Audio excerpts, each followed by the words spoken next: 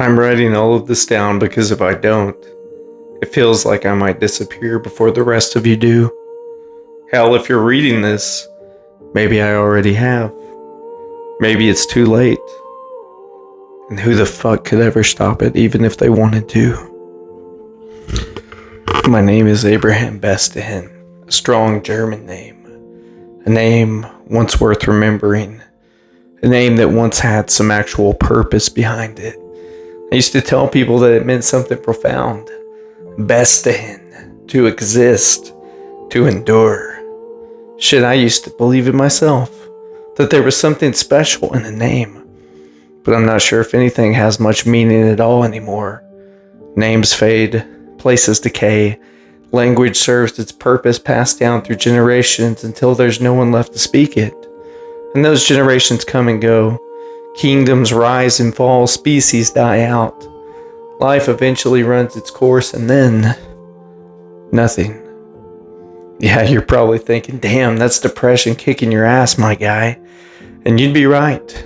So fucking right. But it goes deeper than that. So much deeper.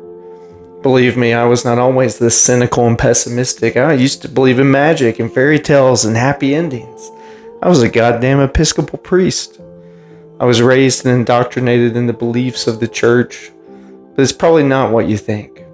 When most people hear American and Protestant Christianity, they typically think white nationalist fundamentalist evangelicals, conservative politics, hellfire and brimstone screaming fearmongers, Billy Graham crusades, Revelation prophets with doomsday news, speaking in tongues, running up and down the aisles, passing snakes to Sister June because you believe her faith could handle it probably better than anyone else's.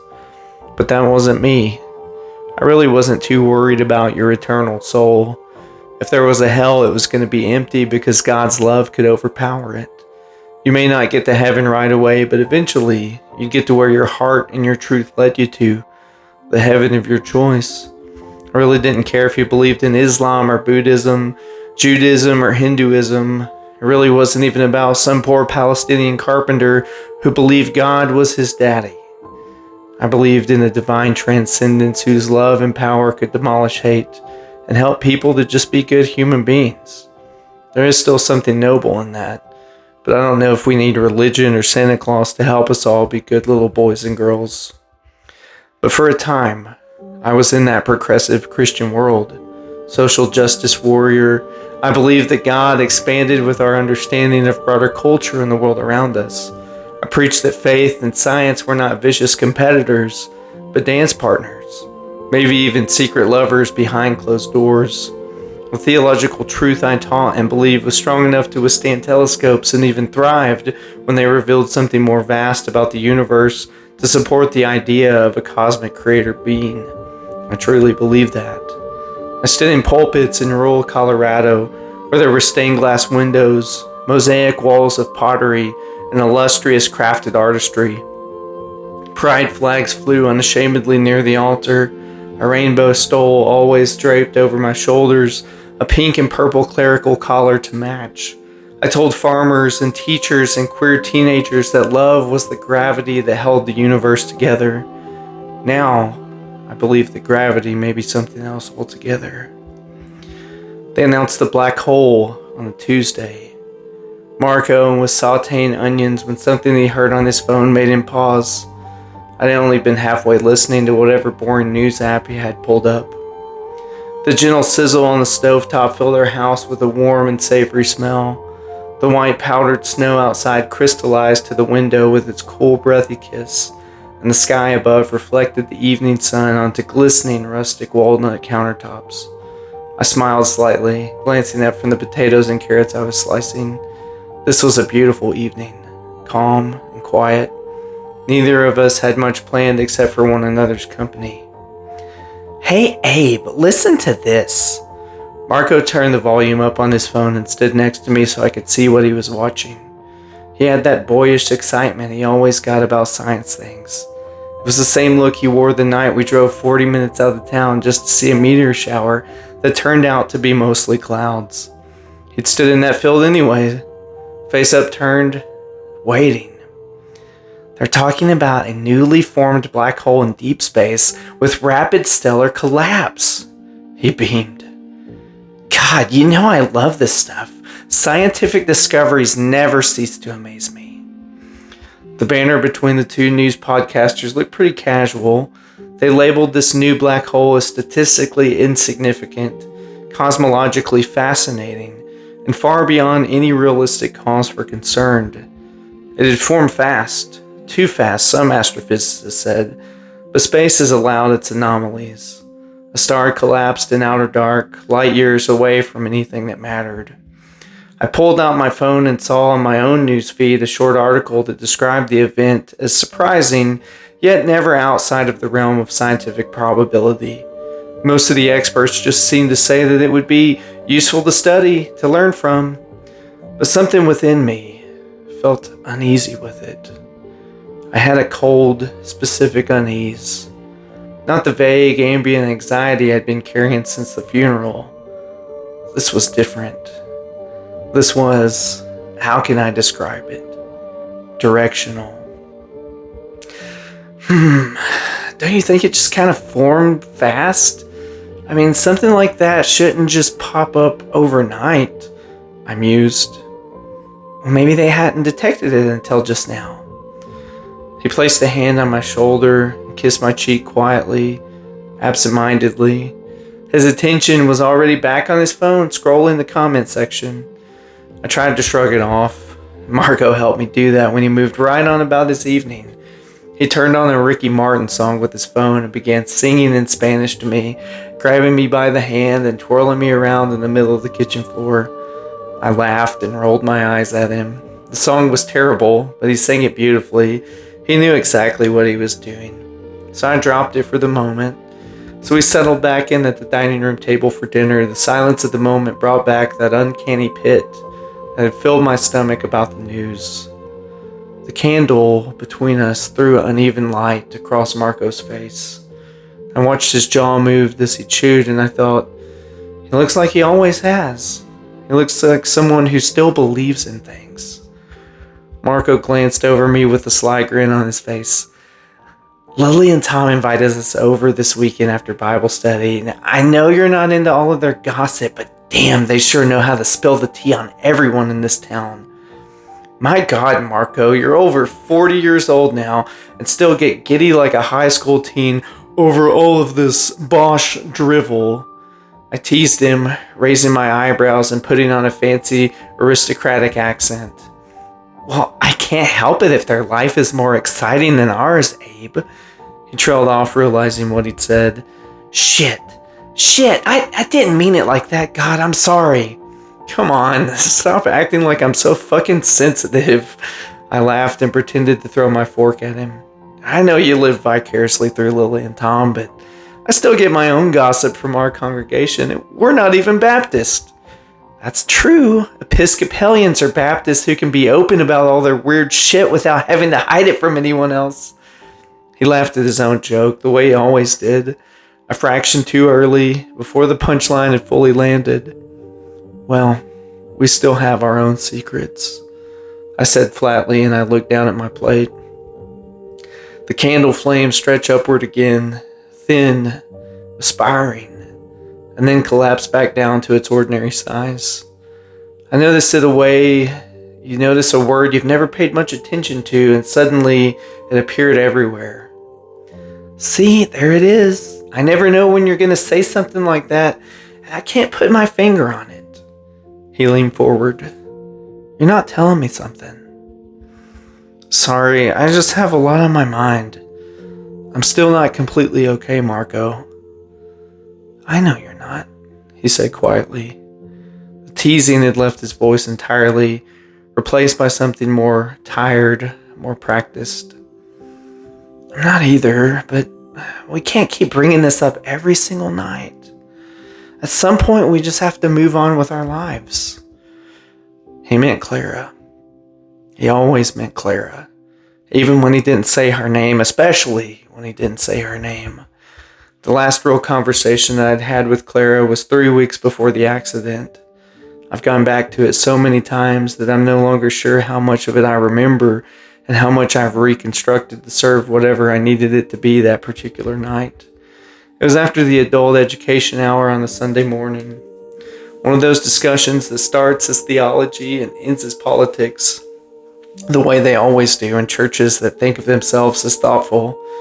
We've been talking about land use, about the new development that was going up on the east side of town, about whether the church had any obligation to speak publicly. I had said something diplomatic.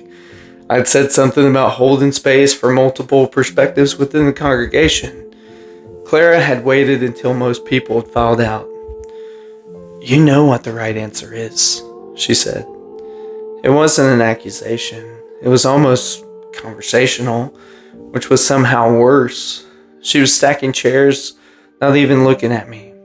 "You just don't want to lose the Hendersons." The Hendersons were our largest donors. "It's more complicated than that," I said. "Is it?" She sat down in a chair and turned around, looked at me with that particular expression that she had. Not unkind, just steady. Kind of steady that expects an answer.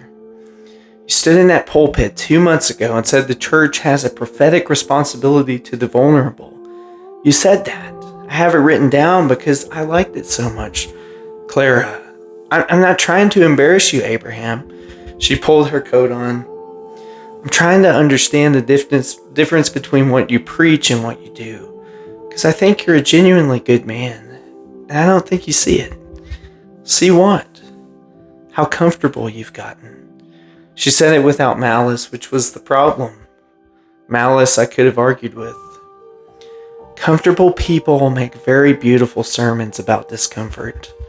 She picked up her bag and smiled at me. It was a real, genuine smile. Not pointed, not triumphant. "I'll see you Wednesday," she said. She walked out and I stood in the empty room surrounded by stacked chairs and heard her car start in the parking lot. And I felt rising in me like something I didn't want to name, a hot and specific hatred for her certainty. 3 weeks later, she was dead. I've thought about that conversation almost every day since. I've tried to make it mean different things. I've tried to decide that she was wrong. I've tried to decide she was right in a way that still somehow diminishes her, makes her self-righteous rather than simply accurate. But I've not succeeded. What I come back to is this. She was trying to help me. She believed I was capable of being better than I was being. That was the whole of it. As I sat there wrapped up in my thoughts, I didn't really want to talk about what Marco was getting at. I just wanted something to go on. I wanted someone else to feel what I was feeling. Because I felt like I was the only one in the world feeling it. And the feeling was not grief exactly. It was bigger than grief. Grief had a shape, a timeline, a reason. What I was feeling had none of those things. It simply was. The way that life simply is. The news cycle about the black hole had moved on by Thursday, but I didn't. First night after the announcement, I dreamed of a steady, daunting pressure. Not gravity, just pressure. Like the entire universe itself had leaned its weight onto my chest and was waiting for something to give.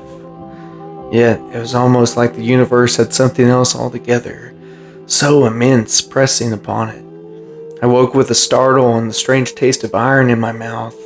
My chest felt dented inward and the pit in my stomach pulled it down as if it would all just bottom out and hit the floor. A single word kept bouncing around in my skull. Not frenetic, it had more weight. Like Mike Tyson was inside my head, treating it like a speed bag. The single word. Closure. I lay there in the dark and listened to Marco breathing. He breathes with total conviction, even in sleep. Slow and deliberate as if his body is making a statement. I used to find it comforting. That night it terrified me because I thought, he doesn't know yet. He's still breathing like someone who knows how this all ends.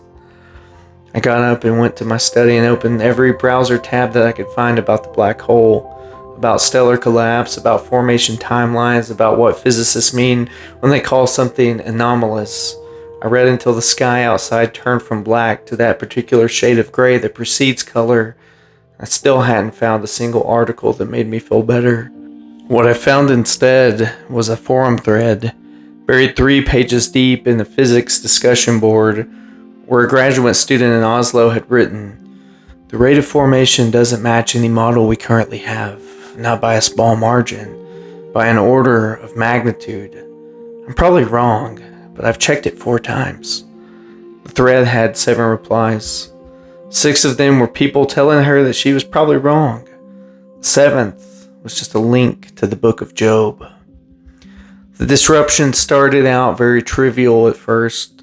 That's how it always seemed to begin, like the fluttering wings of a hummingbird. Atomic clocks began to desynchronize by fractions of a second that no instrument could fully explain. GPS signals drifted, then corrected, then drifted again. Migratory birds arrived weeks earlier or never arrived at all. Ocean tides pulled back slightly higher on the East Coast, then returned to normal before anyone could even publish a paper. One news story showed a pod of whales who had beached themselves along the Oregon coast, perfectly aligned as if someone had arranged them in that way.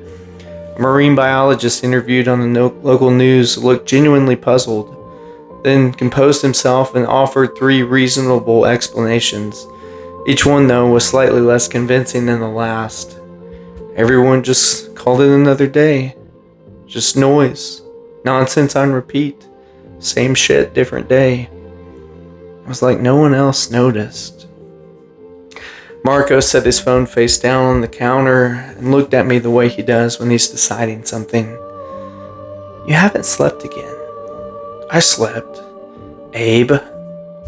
I got about 4 hours. You got up at 2 and sat in your study until 6. I could see the light under your door the whole time." He pulled 2 mugs from the cabinet. He always makes coffee when he doesn't know what else to do with his hands. "What were you reading?" "Forums. Scientific." "I know what forums, the conspiracy bullshit ones." He set the mugs down harder than he meant to. "I was asking why." I watched the coffee drip. "Because something's happening, Marco. No one is Abraham." He turned around. He only used my full name when he needed me to actually hear him. "Listen to me. A star collapsed. Scientists noted it. Scientists moved on. That's the entire story." "Then why did it form so fast?" "Because I don't know. And neither do you. And neither does the grad student in Norway whose forum post you've bookmarked. Oslo. He pressed his finger to his forehead. "Do you hear yourself?" "I hear myself fine. I'm asking you to hear me." He was quiet. He poured the coffee. He set mine in front of me and wrapped both hands around his own and looked at me over the rim with that particular expression. It wasn't anger. It was something more effortful than anger. The look of a person who was deciding to stay in a room that they wanted to leave. "Tell me, then," he said. "Tell me why you think that this is happening." I opened my mouth, and I couldn't do it. Because sitting there in the morning light with the coffee in front of me, Marco's eyes upon me, the whole architecture of it all, the forums, the notebook, the predictions, it compressed into something I couldn't hand to him without watching it change in his hands into something smaller and sadder than what it felt inside of me. "I don't know how to explain it yet," I said. He nodded slowly. "Okay." He drank his coffee. "Well, when you figure it out, I'll listen. I promise that." And I believed him. That was the worst part. I believed him completely and still couldn't give him anything solid to hold on to. At church, people asked for prayer for our nation, for healing, for their grandson's math grades to go up. Same old things. No one thought about or prayed about space-time and a looming black hole that filled every nanosecond of my brain nonstop. No one noticed and no one seemed to care. I tried once to bring it up gently in a pastoral counseling session with Harold Mendez. He was a retired engineer who had been coming to me for about 6 months to talk about his wife's dementia. He was a precise, methodical man. I thought if anyone understood pattern recognition, he might. Howard, I said, have you been following any of the news about the astronomical anomalies, the black hole formation last month? He looked up from his hands. My granddaughter was telling me something like that. She's up there studying astrology or astronomy. Yeah, astronomy. Up there at Boulder. He paused. She seemed excited about it, not too worried. And what do you make of it, philosophically? He was quiet for a moment. Abraham, he said with a gentleness that wounded me, I spend a lot of my days watching my wife forget who she is. I don't have much room left for the universe's problems. He folded his hands. Is there something you want to talk about? I told him no. I told him we were there for him. We spent the rest of the hour talking about his wife, the way she sometimes recognized him in the evenings when the light came in a certain way through the window, the way she would touch his face. I drove home and I sat in the driveway for 23 minutes. But then I started seeing things. Not images, not hallucinations. Visions weren't quite right either. It was more like remembering something that hadn't happened yet. It was kind of like recalling a memory before you're old enough to remember. It wasn't things like the biblical prophets describe. No angels or beasts, dragons or plagues. It was like these premonitions. I knew when transformers would fail, when a glass would crack even though there was no external cause. I would be washing dishes and suddenly know that a radio station would cut the static at exactly 7:43 p.m. I'd sit in my car and feel the certainty a streetlight would flicker exactly 3 times before going out for good. I was always right. I started keeping that notebook, a small black spiral-bound one, kind I used for sermon notes. I would write the predictions before it happened and timestamp it and then record the results. In 3 weeks, I'd filled 41 pages up. Every entry had been confirmed. Dr. Patricia Vance had been our family physician for 11 years. I made an appointment under the pretense of a routine checkup, and I brought the notebook. I want you to look at this, I said, and I slid it across her desk. She picked it up with the careful neutrality of someone who has learned never to react to anything immediately. She read several pages. She turned it over in her hands and she set it down. Abe, she said, how are you sleeping? That's not what I'm asking you about. I know, but I'm asking you about it. She leaned back. You've had a significant trauma this year. The accident, the loss of your congregation's trust. Even if they haven't outright said it. Questions about your faith. She paused. These are enormous burdens. The mind can do extraordinary things under that kind of pressure. Well, the mind doesn't predict radio static to the second. Sometimes it does, she said quietly. We call it hypervigilance, pattern recognition, and overdrive. The brain under stress becomes extraordinarily sensitive to environmental cues. It processes things below conscious awareness. The flicker of a light, change in electric sound, atmospheric shifts. It absorbs all of it and produces what feels like a prediction. She held my gaze. That doesn't mean that you're making it up, Abe. It means that your nervous system is working very hard. I want a brain scan, I said. She studied me for a long moment. Okay, we can do that. The scan came back clean. She called me personally to tell me about it. I thanked her and hung up and wrote in the notebook. The thing that Carl Sagan always said, the absence of evidence is not the evidence of absence. I checked the time in the passenger seat next to Marco. It's 7:43 p.m. Okay, wondered Marco. He was navigating with one hand on the wheel, his eyes on the road ahead. We were coming back from dinner with some of his colleagues from the university where he taught. I'd been quiet for most of the drive, and I could feel his patience with my silence stretching thin. The radio cut to static for exactly 11 seconds. That! I shouted. The deal with the radio! I knew that would happen! He just stared at me, confused, not saying a word, like I was losing my mind. The car was quiet except for the road beneath us, slick with early spring melt. It hissed under the tires. I watched the white line at the road's edge peel past in rhythmic pulses, thought about how that road, this road, any road, looked the same at night as the one where Clara's headlights had appeared. The way you look at me lately, I said, like I'm overanalyzing coincidences or connecting dots that aren't quite there. I just wish you'd try to listen to me, try to stop gaslighting me. Tears began to form in my eyes. Gaslighting, he repeated. He said it in a way you repeat a word that doesn't mean what someone thinks it means, but he didn't correct me. He just breathed through his nose and watched the road ahead. Abe, the radio glitched. It's February. The signal drops out by the reservoir every time, you know that. Not at 7:43 exactly. I don't have a stopwatch. Well, I do.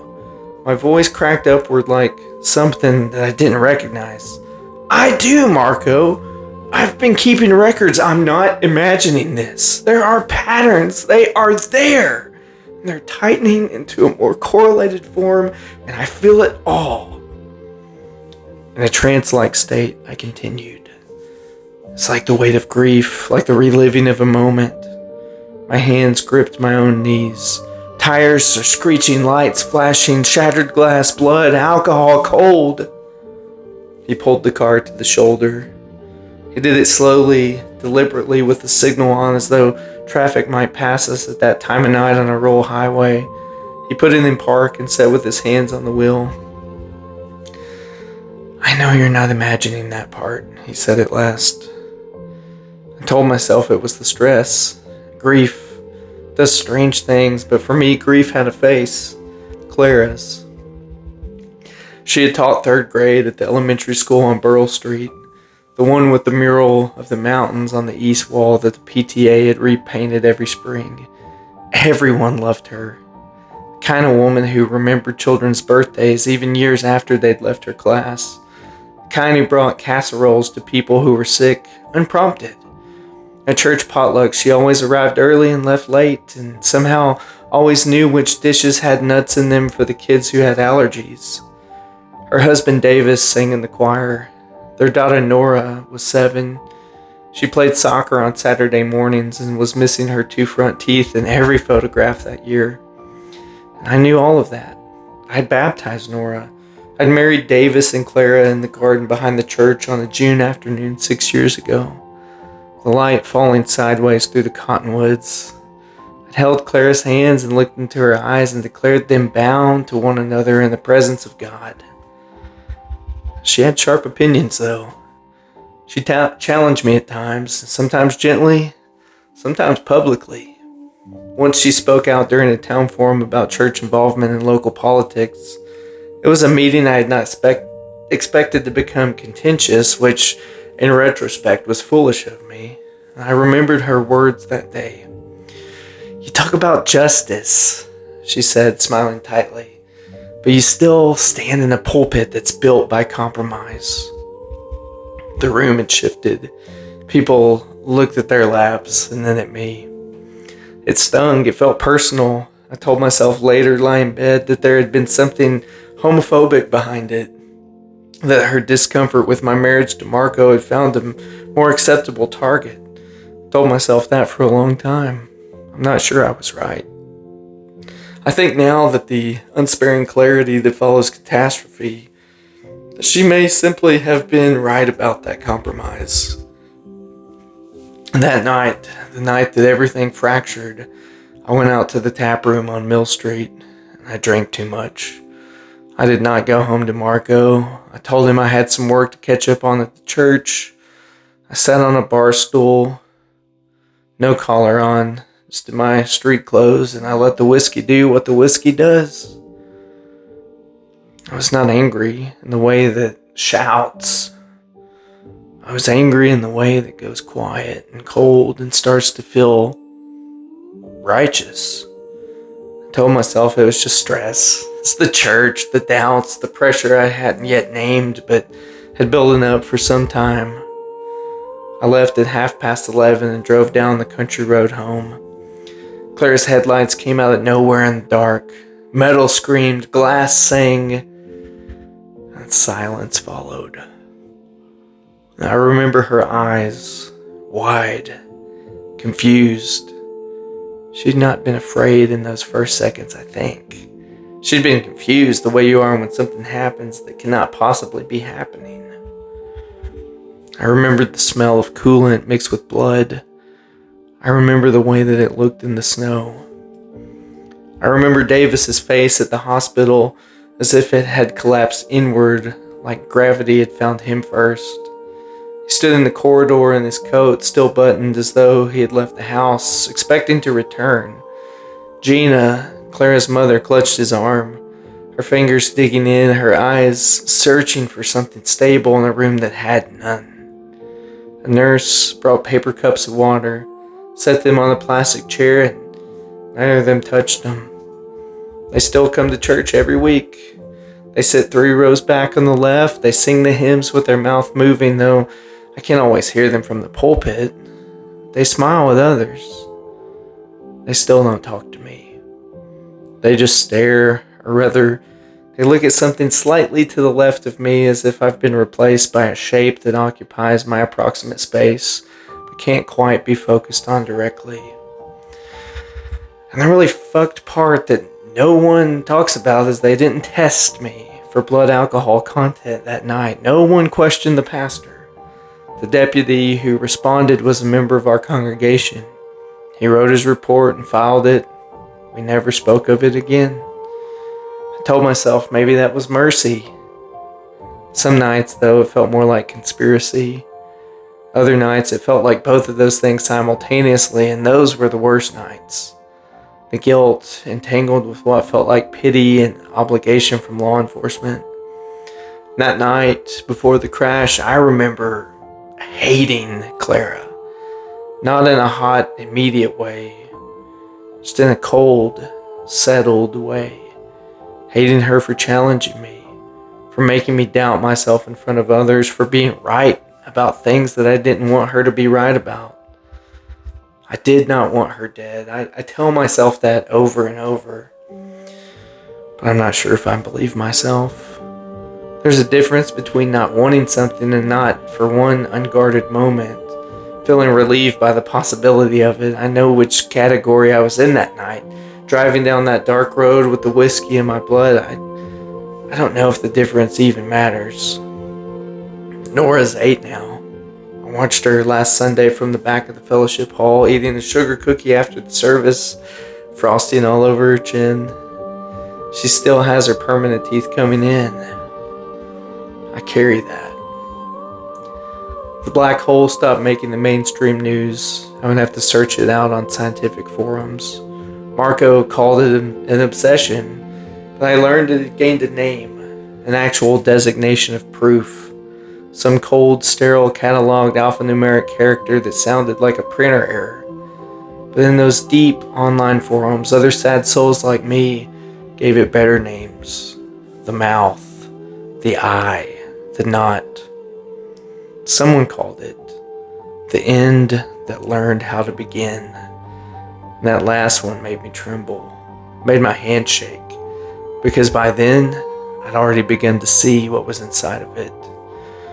In these forums, I found others who felt the wrongness that I felt.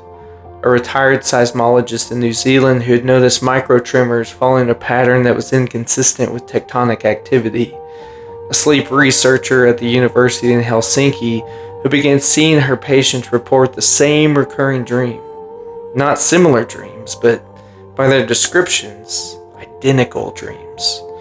A lighthouse keeper in Maine who had photographed the same seabird returning to the same rock at the same second on 7 consecutive mornings, who wrote, "I know birds are creatures of habit, but this is something else. This is like watching a clock that doesn't even know what time it is." None of us knew each other. None of us had coordinated, but we were all pulling in the same direction. And I found comfort in that. A community of people who found no solace in faces, but words on the screen that felt matched. Same kind of solidarity. I know that's not a healthy thing to admit, but no one else believed me. I was alone in my office at the church when it first happened. It was a Wednesday afternoon in late March. Snow had started to melt. The ground was doing that uncertain thing it does in Colorado between seasons. It was neither committed to cold nor ready for warmth. My sermon that week was still unwritten, or rather, it had been written and discarded about 3 times. The only passage I could muster any relation to was Ecclesiastes chapter 2. I applied myself to understanding wisdom, also to the madness and folly, but I learned that this is meaningless, a chasing after the wind.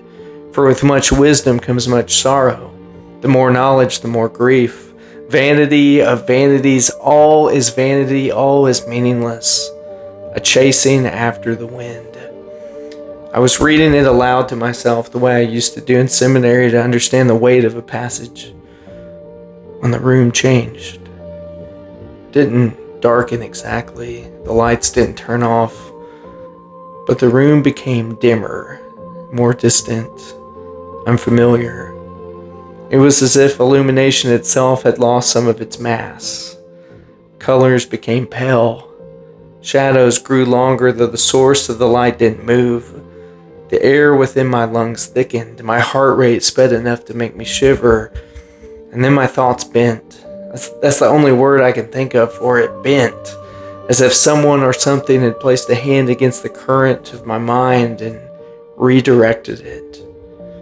And then within the concentration of unrecognition, all of a sudden I was looking outside of myself. But it was not what I expected to see. I didn't see stars falling or matter spiraling or space-time doing the thing that our best experimental simulations say that space-time does. I saw something tighter, something smaller, an entity, a presence compressed beyond form, beyond dimension, folded so completely inward it had nowhere left to go except through itself. It wasn't alive, it wasn't dead. It was existence realizing it could stop. It was compression, not a sphere, not a devourer, a convergence point.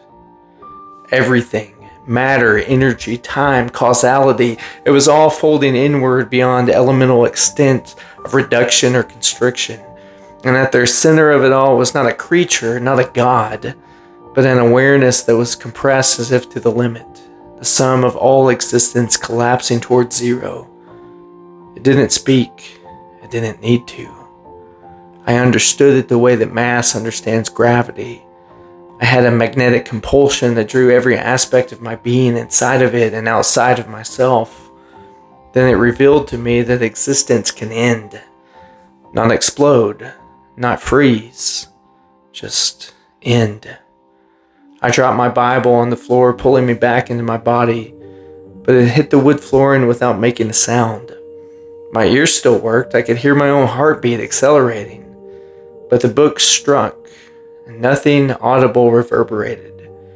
For a half second, it was as if physics itself seemed to hesitate. And then, like a crashing wave breaking onto shore, all the noise in the cosmos rang in my ears simultaneously. I hit my knees in the most agonizing pain, as if my brain would explode out of my eyeballs. As quickly as it began, it was over, all shown to me in a millisecond of time. I knelt on the floor of my office for a long time, tears streaming down my face, but no sound escaped my mouth.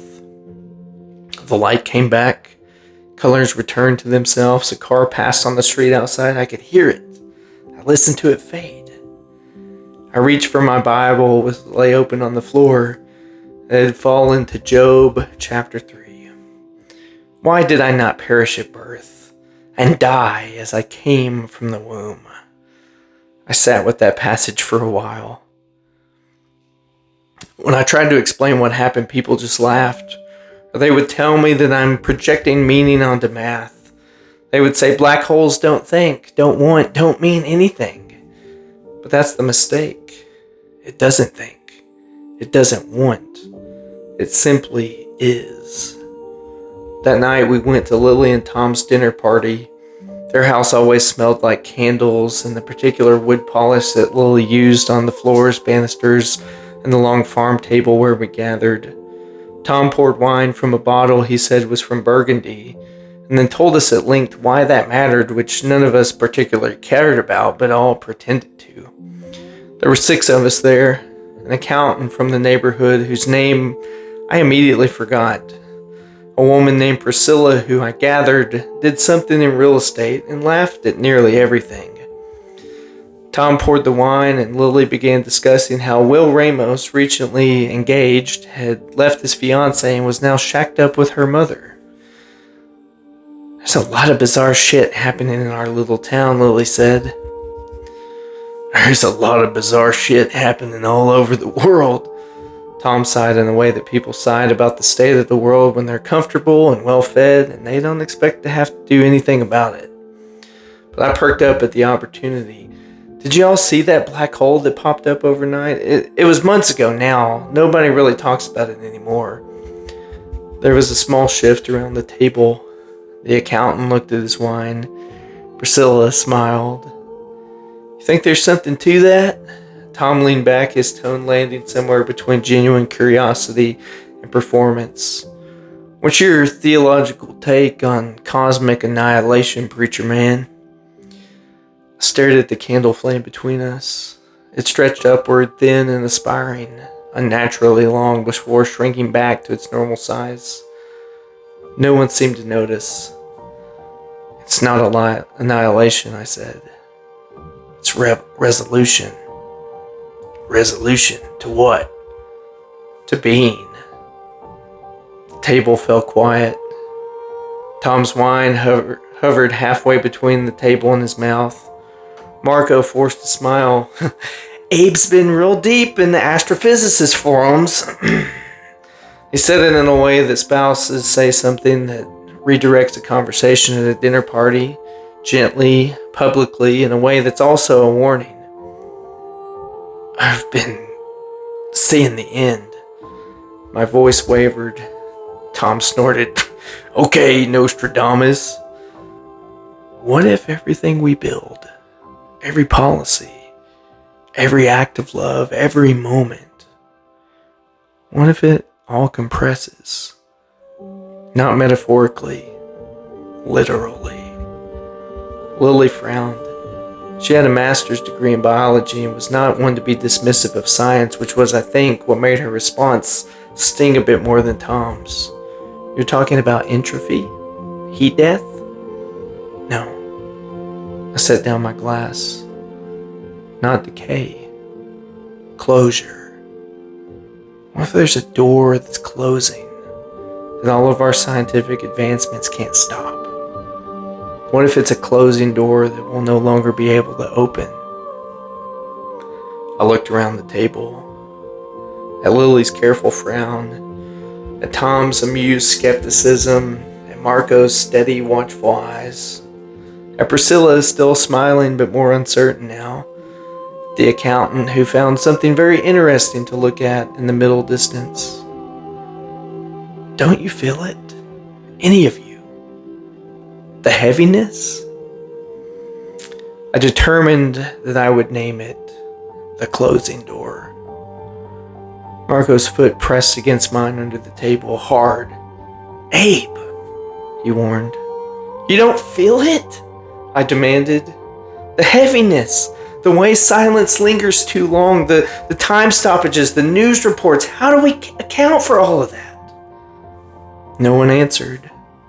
Lily refilled her wine glass, and that was an answer of its own. On the drive home, Marco looked serious at me. You're scaring people. I'm trying to prepare them. For what? For the nothingness we're headed into. He was quiet. The road was empty and dark, and the heater ran, and the world outside was that particular roll blackness that has no bottom. He finally said, "Abe, I need you to make an appointment with Dr. Rourke." Dr. Rourke was a psychiatrist in Denver. We'd seen him together once, maybe 2 years ago, during a difficult season in our marriage. He was a kind, bearded man who said very little, but made you feel the weight of his attention. I'm not saying anything's wrong with you. I'm saying you've been through the worst year of your life. And I'm worried, and I love you, and I need you to talk to someone who isn't me, because I don't know what to do anymore. I stared out the window in the dark. "Okay," I said. I never made the appointment. I could already tell there was heavy tension between me and Marco.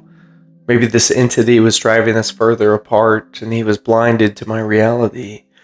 Or maybe, and this thought came to me at 3 in the morning in the way that 3 in the morning thoughts do, landing fully formed and unwelcomed. Maybe I was driving us apart. And I've been driving us apart for a long time, and the entity was simply the explanation I had found that made it feel inevitable, that made it feel like something being done to me rather than something I was doing. I held that thought for about 4 minutes, then I let it go. From my perception, the heaviness seemed to spread to the rest of the world, except for those people in my inner circle. As the weeks passed by, the disruptions stopped being subtle. Electronics failed without pattern. Batteries drained overnight while unplugged. MRI machines in 3 separate hospitals showed shadows where organs should have been, then showed nothing wrong at all in all repeat scans. There were babies born without crying. They were not stillborn, not sick. They just opened their eyes and stared, silent, as if they were listening to something far away. I found each of these stories on the forums. I could not always verify them. I want to be honest about that. Some were sourced, some weren't. The sleep researcher in Helsinki stopped posting in April, and her account went dark. I told myself she had simply found better things to do, but the timing unnerved me. At night, the stars looked wrong. Not that there were fewer of them. They just seemed closer, as if depth itself had begun to compress. I stood in the backyard one night in April after Marco had gone to bed and looked up for a long time. The stars did not move. They did not speak. They simply were, same as they always had been, burning at unimaginable distances, generating heat and light, and doing none of it for us. The physics no longer made sense. I wondered if it was reality or just my perception of reality that was slowly shifting into madness. I wondered if there was any meaningful difference at all. My faith was waning. I knew I could reason my way out of belief in God. There are plenty of good, strong, atheistic arguments out there. Not only these empirical reasons, but experientially, I hadn't really felt the presence of God anywhere in my life for a long time. The only reason I still held on to any thread of faith was because I was too afraid to face the possibility that there may be no life after death. And now that possibility was not a philosophical abstraction. It was standing in the room with me. It was leaning its weight upon my chest every single night. I still noticed Marco praying. He knelt beside the bed in the morning the way that he had since childhood. His hands folded, his lips moving quietly. Nothing performative about it. He prayed in the way that some people breathe. Not because they've decided to, but because the alternative just doesn't occur to them. And I knew what he was praying for. He was worried about me, and prayer was the only thing he felt he could do that I hadn't asked him to stop doing. I loved him for it. I resented him for it. Both of these things were true at the same time. And when I noticed my faith slipping, I also noticed that the dreams that I had were no longer really my dreams. I began to feel watched. not by something external, not by eyes, but by the shape of awareness itself. Like the universe had turned inward and noticed me, noticing it. In new visions, I stood at the edge of the black hole. Not physically, not metaphorically, but conceptually. The laws that had once allowed things to be separate had thinned there. Inside was not darkness, not fire, not infinity. Inside was finality. And at the center of that finality was an entity that wasn't a being, but was the sum of all being, folding down to zero. It had no face, but I understood it, not with language, with inevitability. It showed me further into the future. First, gravity increases by imperceptible degrees. Joints ache, old injuries resurface. People joke about feeling heavy. Athletes underperform by fractions. Scales begin to read slightly higher. No one investigates. People blame their diets, their age, their posture. Then sound itself behaves strangely. Echoes linger too long. Footsteps arrive a fraction too late. People start wearing earbuds more, filling the strange acoustic gaps with podcasts and music, not realizing what they're covering something over with. Eventually, silence itself gains weight. We can feel it pressing against our ears. Plants grow twisted, not dead, but compressed. Trees grow shorter, denser, their leaves thicker, darker, like they're trying to resist being pulled inward. Gardeners photograph them and post them online, and the best posts go viral briefly, and then stop going viral because there's something new to be briefly viral about. Architecture follows. Buildings begin to bow, bridges sag without structure. Engineers file reports, and those reports are reviewed. The reviews conclude that further investigation is warranted. The further investigation is scheduled. And through all the changes and disturbances, people continue with life as normal. Still working, still loving, still arguing, still hoping, still buying things, still making plans, still booking vacations for next summer as if next summer is a country they have a visa to. And they are unaware that they're all falling inward, that the door is closing. But I continue to get the sense that I had some kind of purpose. I was a new kind of witness. My job of spreading the gospel was not over, just qualified in a different way.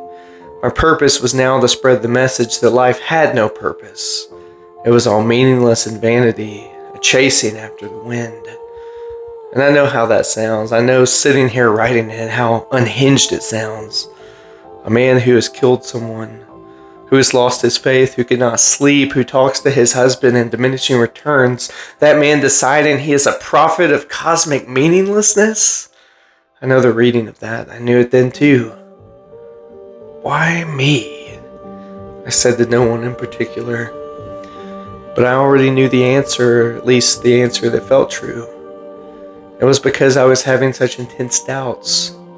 I was losing God. I was losing my identity and purpose, and didn't want to be the only one who felt that way.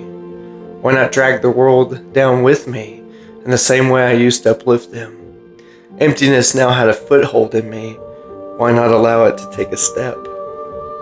I'm telling you all of this because I want you to understand that even inside the vision, even inside whatever was happening to me, some part of me was asking whether I was simply a broken man looking for cosmic endorsement of his brokenness. I still don't know the answer. The arguments between me and Marco sharpened. It was no longer the little passive comments and the walking on eggshells. We were wading through it now. It was a Sunday night in May. The congregation at the church had dwindled from 140 down to 90. I didn't want to count, but I always counted. We stood in the kitchen after dinner, neither of us having decided to have the conversation, but both of us having arrived in the way that you arrive at things you've been avoiding. Listen to me, Abraham. His hands trembled as his elbows propped up on the kitchen counter. You don't get to dismantle everything we've built together. You don't get to erase hope because you're having episodes or whatever the hell kind of midlife crisis this is. Episodes? My voice raged in anger. These are not fucking episodes, Marco. Of all people, I thought you would be the one who believed me. I began to audibly sob into my hands. There's a particular humiliation in crying in front of someone who's already watched you fall apart many times. You can feel them calculating whether this is the same fall or a new one. I gathered myself and quieted my voice into something calm, but still seething. Even if you don't believe me, you can at least see that I'm going through something, and I need your support. He crossed the kitchen. He was barefoot, the floor was cold, and he crossed it anyway, which is such a specific Marco thing to do. It made my chest ache. I need you, Abe. He reached down and grabbed my hand. I hesitated shakily, but grasped hold of him anyways. But this person you've been lately is not the man I fell in love with. Please don't allow this depression to change who as God called you to be. I rolled my eyes at that and let go of his grip. Marco didn't give up. Come on, you've always spread hope and love to everyone, but now it's as if you have some kind of dreadful revelation. It is a revelation, I said with conviction, but I'm not sure if there's a God anymore who's revealing anything to me. He flinched at that as if I'd physically struck him. He put 3 feet of distance between us and he turned away for a moment. I watched his shoulders rise and fall with his breathing, and I thought, that's a person who's deciding something. No, he said. That's just the fear talking. Don't lose your faith over this. I shook my head slowly. If I'm being honest, I don't know if I've actually had faith for years. But for the first time in my life, I really don't believe that this is fear. It's clarity. It's me actually being truthful and taking off the mask. I'm trying to confront reality for what it is. I think it does scare you.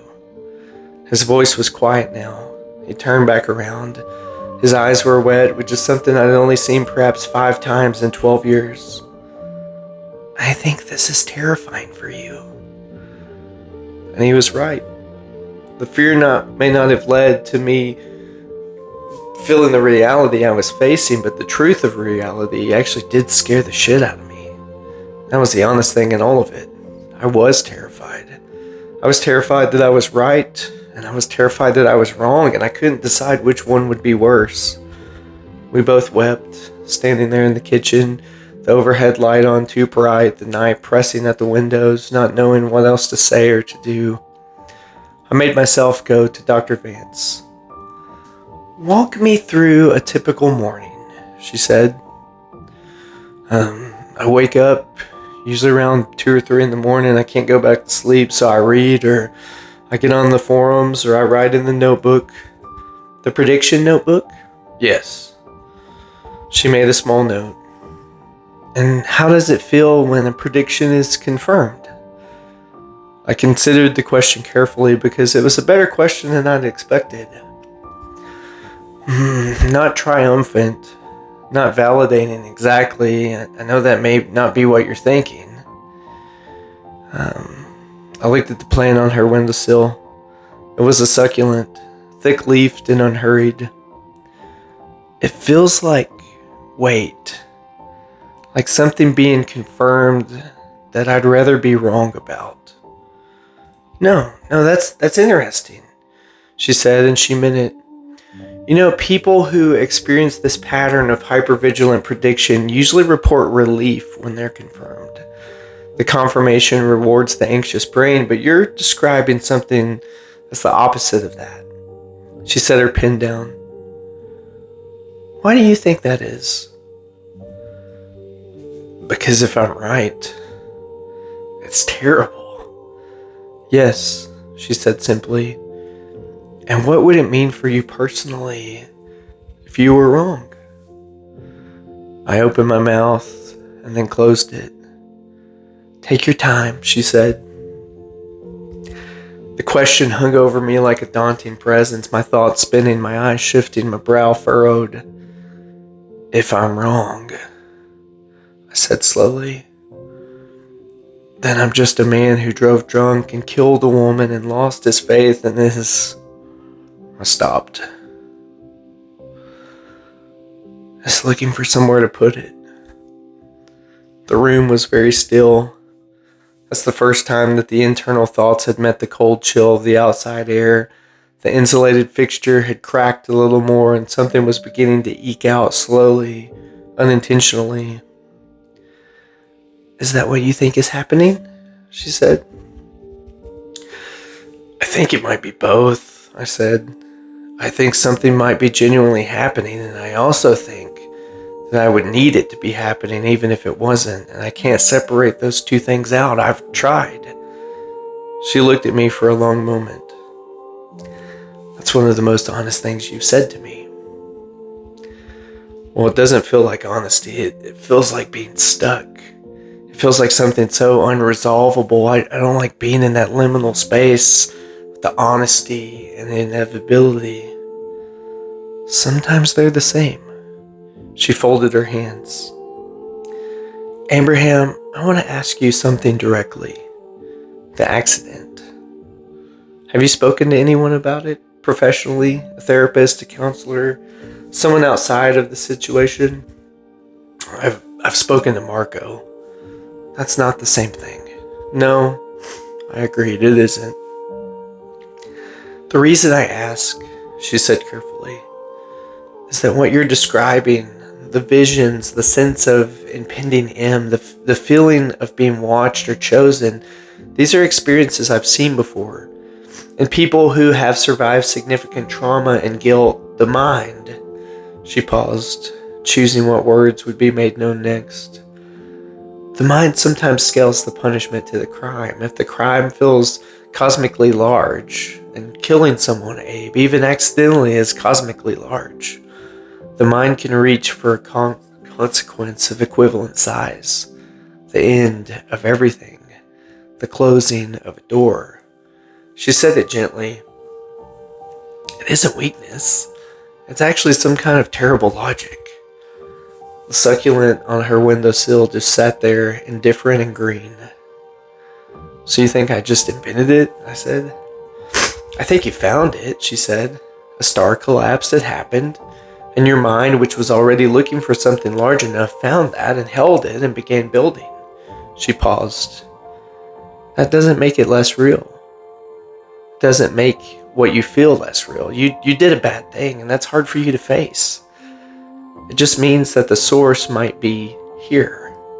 She touched her own chest lightly, rather than there, and she gestured vaguely upward.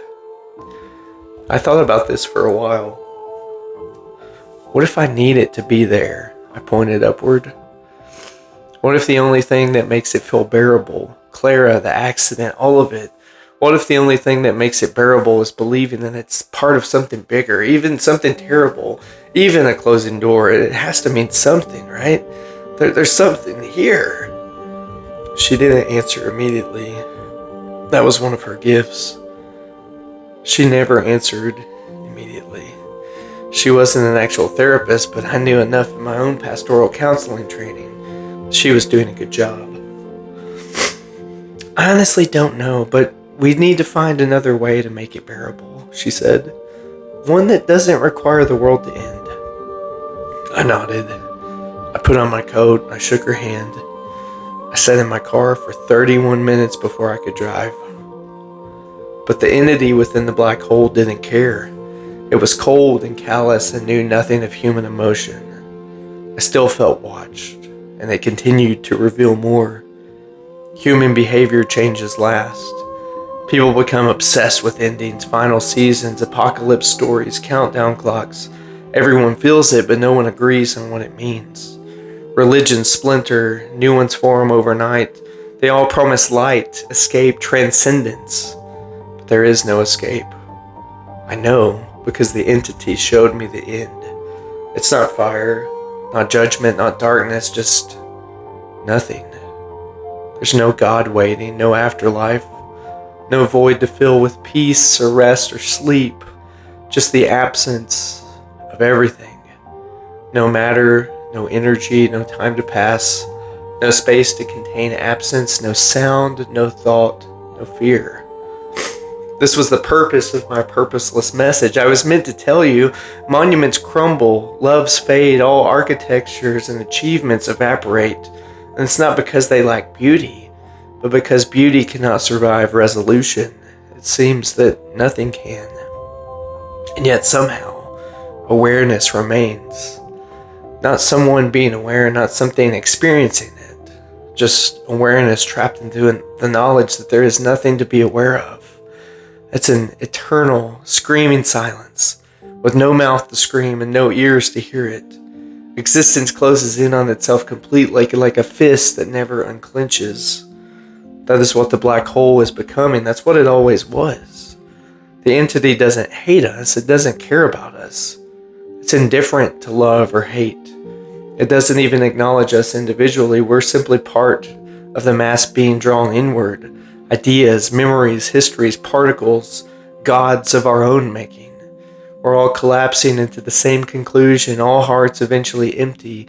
All labors become fruitless in the face of convergence. I tried to warn people. I emailed universities. I posted on science boards. I begged other clergy leaders to listen. I told them this wasn't a disaster. It's a resolution. The universe finishing its sentence. I was even bold enough to preach it on the following Sunday morning. I had prepared nothing. I stood in the pulpit without notes, without the manuscript, which I had done 100 times before, but always then from abundance, from the overflow of something I believed and wanted to give. But this was different.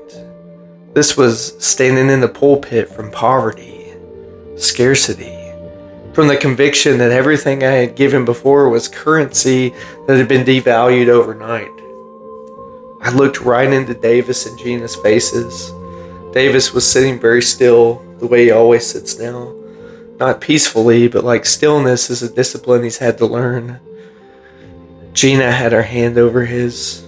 She always has her hand over his now. I told them what I'd seen. Told them what was coming. I did not dress it in theological language. I didn't offer comfort at the end, no closing prayer of hope, no benediction. I simply said, this is what is true, and I've been lying to you by pretending otherwise, and I'm sorry. And there's nothing I can do about any of it. Half of my congregation walked out. They didn't slam doors. They just left quietly, in ones and twos, gathering their coats and their children, nodding to each other in the aisles. They won't come back. The other half who stayed just looked sadly at me like I was already a dead man, a shell of my former self. Some of them came to me afterward. Helen Travers, 73 years old, who'd been in that congregation for 40 years, took my hand between both of hers and said very gently, "Abraham, you need rest." They told me I was anxious, delusional. I needed sleep or medication. Helen said rest. The associate pastor, Connor, said he would cover the next 2 Sundays. He said it kindly, which was almost harder to hear. Later that afternoon, Marco was sitting on the edge of the bed when I came upstairs. He was still dressed. He'd been downstairs for an hour after we got home, and I'd heard nothing. There was no sound at all, no TV, no music. Not even the sound of him moving around, just silence from below, which was already its own kind of statement. "Half of the congregation," he said. "I know. Half of the congregation. Helen Travers," he continued. "She's been there since before you arrived. She baptized her grandchildren in that church. I know, Marco. And you looked at her and told her that nothing means anything." His voice was not raised, and that was worse than if it had been. "You told a 73-year-old woman who buried her husband in that churchyard that the universe is closing like a fist. I told her the truth." He looked at me then. "Did you?" Not a question, a consideration. "Yes, the truth." He stood up. He's taller than me by about 4 inches and usually makes himself smaller the way that large people who who are gentle often do. He wasn't making himself smaller now. Abe, 2 months ago, you told me you believed God's love was the organizing principle of the cosmos. You've preached that for 15 years. You've sat with dying people and held that conviction firmly. You've held it over open graves. His voice broke slightly, and he pushed through. And now the space of what? A news story about a black hole and some bad dreams, and you've decided this was all some kind of performance? It wasn't a performance. It was... Fuck! I stopped. I don't know what it was. But I swear, this is different. What's different about it? I feel it. I feel it in a way I never felt God. You feel dread, Abraham. His voice came down, sudden and precise. You feel dread and guilt and grief, and you felt those things since November, and you're building some kind of religion out of them. He crossed the room and stopped in front of me. That's what you do. That's what we do. We're people of faith, and when faith breaks, we don't know how to just sit with nothing, so we find something else to believe in. And you found the end of the world. His eyes were wet. Because the end of the world is easier than what actually happened on that road. The room was quiet. Don't, I said. Clara, don't say her name to me like that. Like what? Like she was real? Like she had a daughter, like Davis still can't... He stopped himself. He pressed his hand flat to his chest for just a second, like something physical had moved through him. I'm not doing this to hurt you. I swear to God I'm not. But you are disappearing, and I cannot stand here and call it a revelation. I sat on the bed. My legs had simply decided. I don't know how to carry it, I said. My voice was very small. It didn't even sound like mine. Marco sat down beside me, not touching, just beside me. I know, he said. I don't know how to stand in that pulpit and tell people that love holds the universe together when The sentence collapsed. When I know what I did. Then maybe stop standing in that pulpit for a while. And do what? Grieve, he said. Like a person, not some prophet. I didn't answer. Outside, the wind moved through the cottonwoods, and for a moment it almost sounded like water. I can't make it smaller, Marco. What I feel, I've tried. I can't make it fit inside. Just grief. He reached over then and put his hand on mine, not taking it, just placing it there. I know, he said again. But sweetheart, the universe didn't crack open because you did. That's not how this works. I looked at his hand on mine. I thought about Clara's husband and how he always had his hand over Gina's now, and I thought, we learned to hold each other's hands in response to the specific shape of what we lost. And I didn't know if that was beautiful or just unbearable. What if you're wrong? I said. He didn't answer for a long time. Then we'll know eventually, he said. But until then, come back to me, Abraham, please. Just come back.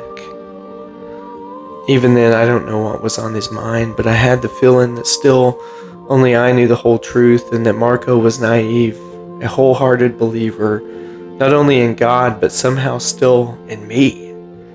He lay next to a murderer. He was either too blinded to see it, or he didn't want to. Amazing grace, how sweet the sound that saved a wretch like me. I once was lost, but now I'm found. I was blind, but now I just look the other way. I refuse to see. I refuse to see the way other people do. I see things the way in which they truly are, but I think Marco sees. He sees the veneer. He sees the facade and false sight. is still blindness. It was after a Wednesday evening service, a small one midweek, only about 12 people. Davis had come alone, which he sometimes did now. He was pulling on his gloves in the parking lot when I came out the side door, and there was no way around it.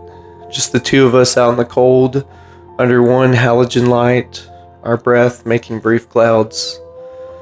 "Davis?" He looked up.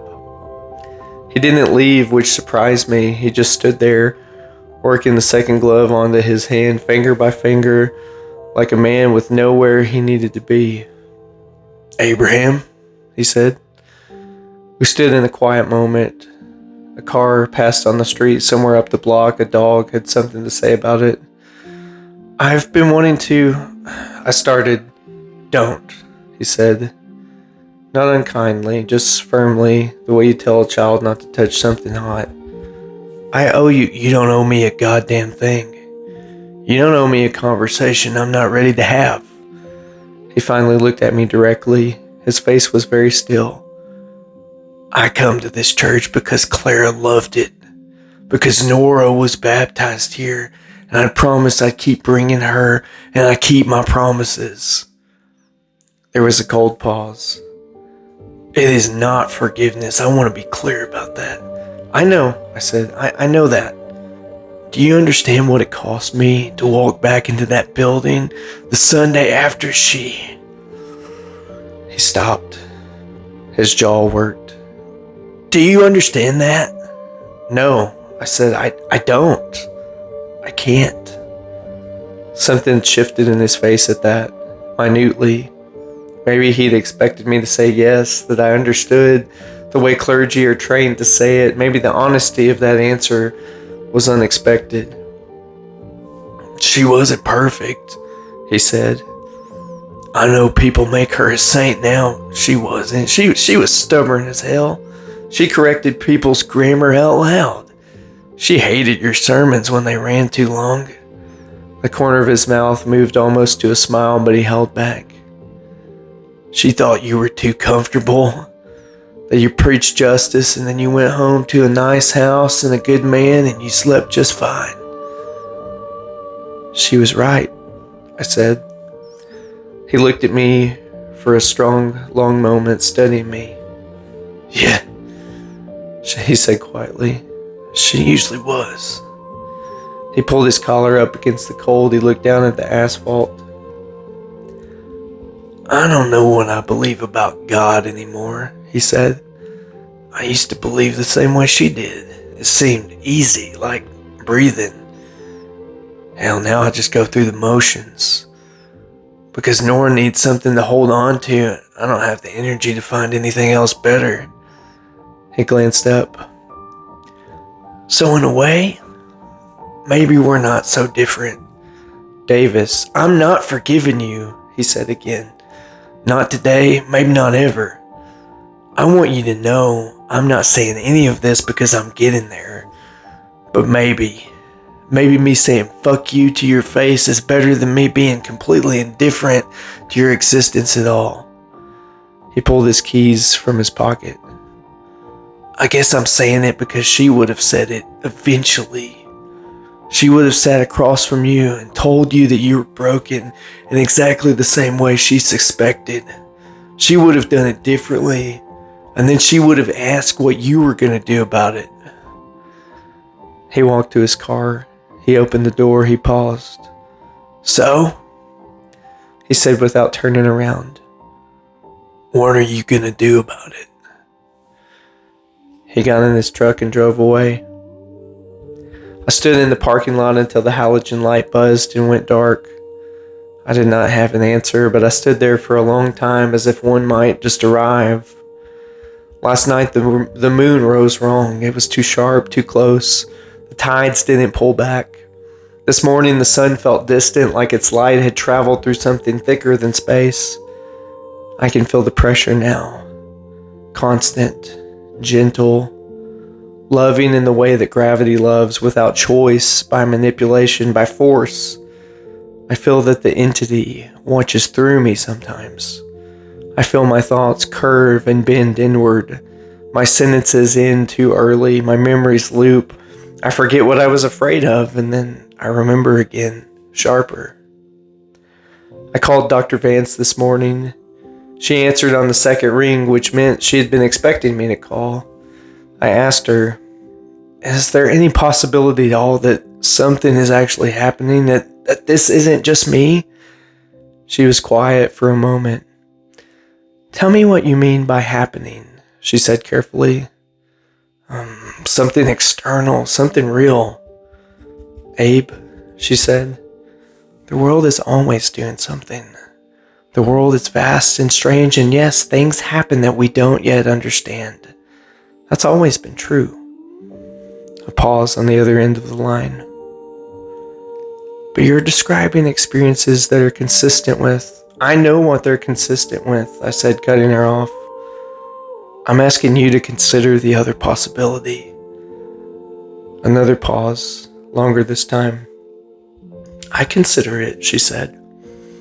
I consider it every time we talk. I don't know what to do with that. I just disconnected the call and slowly brought the phone down from my ear. Does everyone think I'm fucking crazy? I don't know how much time is left. Time itself is beginning to hesitate. Marco still kneels to pray. I watch him from the doorway of our bedroom, his back to me, his hands folded, his lips moving. There's something so clean about it, something I cannot reach anymore. I believe that God will intervene, he said with tears in his eyes. He had heard me in the hallway, I think. He always hears me.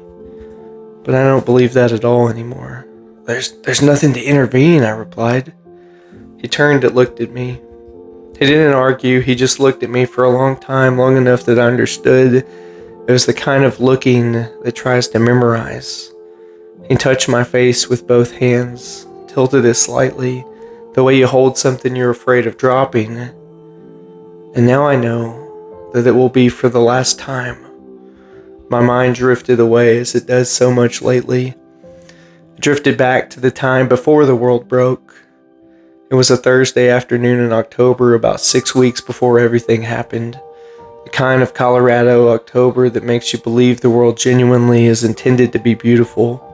The aspens were already gold, the light coming in sideways and warm, the air carrying just enough cold to make the warmth feel earned. I was in the fellowship hall after a planning meeting for the Advent season when Clara knocked on the open door. She had Nora with her, still wearing her soccer cleats, grass-stained, clearly pulled from practice for some errand, and she looked slightly hurried in the way parents of young children always look slightly hurried. Do you have 5 minutes? She asked. Of course. I gestured at the chairs around the table.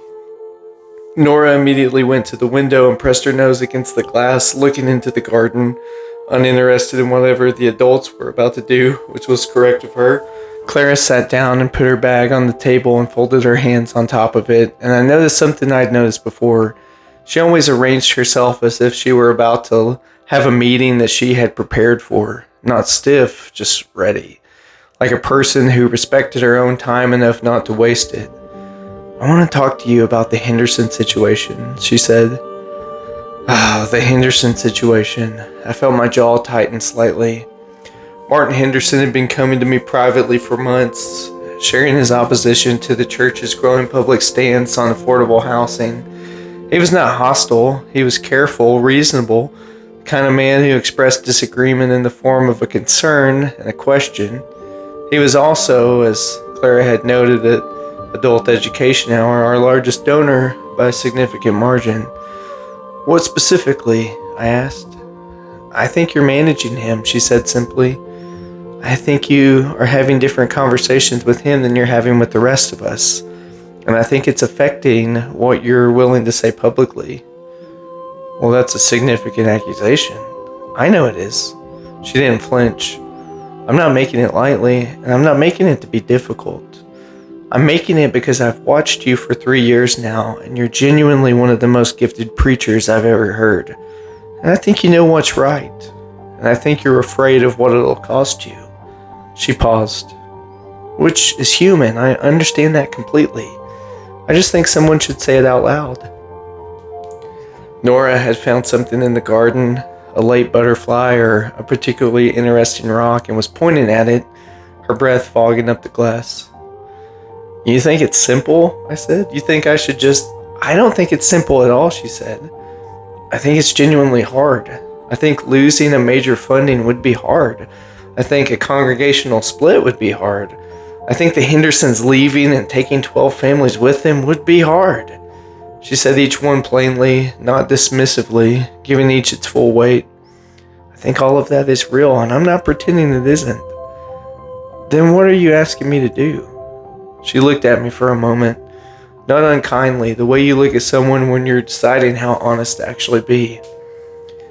I'm asking you to stop pretending you don't know what you believe, she said, because I think that's the part that's costing you something. Not the decision itself, but the performance of uncertainty you're putting on while you make it. The room was quiet. Outside, Nora had moved away from the window and was now doing something with a stick she'd found near the garden wall. I don't appreciate being told what I believe, I said. My voice was level, but something had tightened behind it. I know, she said.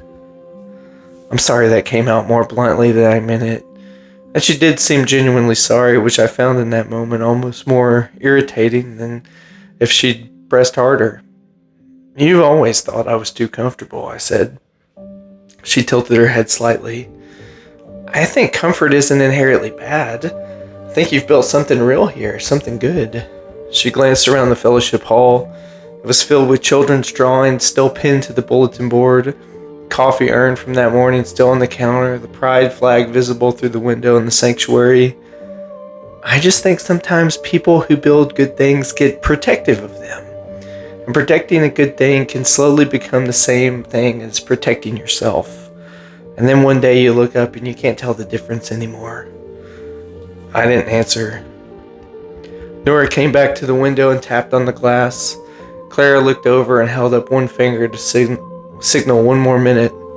Nora rolled her eyes in the exaggerated way of 7-year-olds and went back to her stick. Clara stood up. She put on her coat, the efficient way that she did everything. Abraham, she said, I push back on you because I think you're worth pushing back on. I want you to know that. She picked up her bag. A lot of people in this congregation would never say any of this to you because they love you too much to risk it. I love you too, but I think you can handle it. I think you actually need it. She called Nora away from the window and they left together. Nora was still in her grass-stained cleats, chattering about whatever she'd found in the garden. I heard their voices fade down the hallway. I heard the side doors open and close. I sat alone in the fellowship hall for a while. What I felt was not entirely anger, though anger was in it. It was something more tangled. It was maybe the particular resentment that comes when someone articulates something you already know and have been carefully not looking at. She had not told me anything I didn't know. She had simply refused to look away from it, and in doing so had refused to let me look away either. I told myself she was self-righteous. I went back to it all evening. I mentioned it to Marco at dinner. Not the substance of it, not the real content, but the tone. I said she'd been condescending. Well, was she wrong? Marco asked. I changed the subject. 6 weeks later, I sat on a bar stool and let the whiskey do what the whiskey does, and I thought about Clara with that settled, cold anger, and I told myself she'd never really understood the complexity of what I was trying to do. I told myself she was the kind of person who made things harder than they needed to be. I told myself a lot of things, that the whiskey made me feel more solid than they were. I drove home on a dark road. She was coming from her mother's house. I learned that later. She dropped Nora there for the night so she and Davis could have dinner alone. Their anniversary was that weekend. She was on her way home to her husband. And when I think about that particular detail, I sometimes have to put whatever I'm holding down and just stand still for a moment. She was on her way home. I took that road away from her. And somewhere in the weeks after, when the black hole arrived and the dread arrived, I began building the architecture of the closing door. I think part of me, the part that couldn't bear the plainness of what I had done, reached for something larger enough to swallow it. Something so enormous that Claire's death became a piece of pattern rather than a thing I did on a specific night after making a series of choices I'll never be able to unmake. The universe, closing like a fist, that's a better story to tell than the truth. The truth is just a dark road, and a man who'd been drinking, and a woman on her way home. That's what I tell myself. But still, there is no escape. There's no meaning waiting at the end. There is only awareness, tightening forever around the knowledge that there is nothing left to hold, an unbearable persistence of knowing that soon there will be nothing to know. But somehow writing all of this down, I find myself thinking of Howard Mendez, of his wife who recognizes him in the evenings when the light comes in a certain way, of the way he described it. She touches my face. Of the way he said it, not as evidence of tragedy, but as evidence of something worth noting, something worth returning to, day after day, even when she doesn't know him by morning. And I don't know what that means. I don't know if it means anything, but I noticed that I thought of it. The closing door calls for me. Let it shut.